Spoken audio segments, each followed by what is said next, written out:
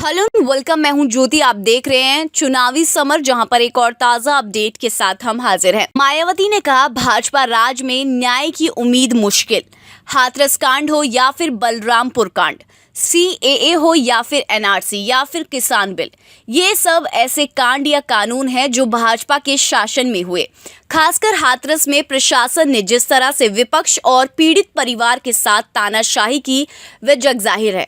शायद इसकी वजह से ही भारत के दलित और कमजोर वर्ग के लोग भाजपा के शासन में खुद को बेसहारा समझ रहे हैं। वैसे अब इसी मुद्दे को लेकर मायावती ने भाजपा के साथ साथ कांग्रेस के खिलाफ भी जोरदार हमला बोला है।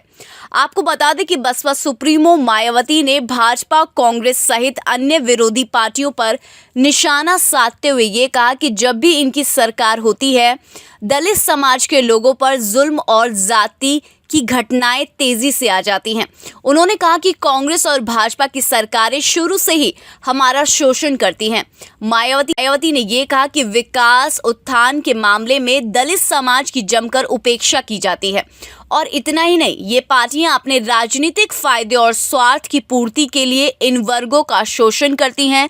इन वर्गों की बहन बेटियों पर कोई भी जुल्म जाति होने पर ड्रामा भी खूब ज्यादा करती हैं। उन्होंने ये कहा कि इनके हाथरस जैसे कई सारे उदाहरण हैं। उन्होंने कहा कि सच्चाई ये है कि कांग्रेस हो या फिर भाजपा, दोनों के राज में दलित समाज का कोई भी विकास नहीं हुआ। इन जो पार्टियों के दुष्प्रचार के प्रति सावधान रहने का आह्वान किया। उन्होंने कहा कि पार्टी को हर स्तर पर मजबूत बनाने पर केंद्रित होना चाहिए। इसके आगे मायावती ने अपनी विरोधियों पर पार्टी के मूवमेंट को कमजोर करने की साजिश का आरोप लगाया।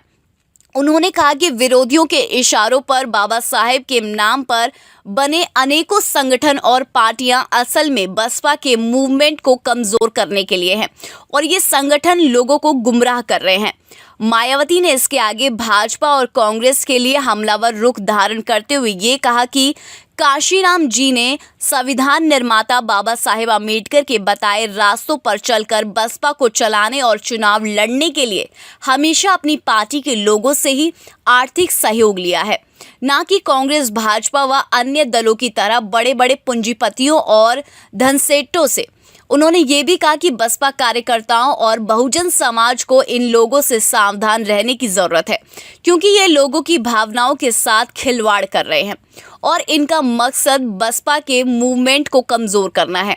इस तरह मायावती ने इशारों में हाथरस कांड के मुद्दे पर भाजपा सरकार को निशाने पर लेते हुए साफ साफ ये कहा है कि भाजपा राज में सिर्फ और सिर्फ दलितों का शोषण हुआ है, इसलिए जनता को अब भाजपा से मुक्ति चाहिए।